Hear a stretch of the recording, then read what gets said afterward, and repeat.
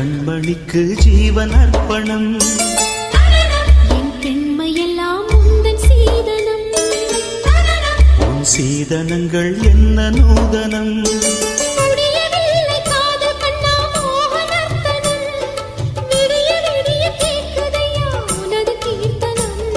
சொர்க்கம் தாண்டி செல்லும் அம்மா எனது சொப்பனம்.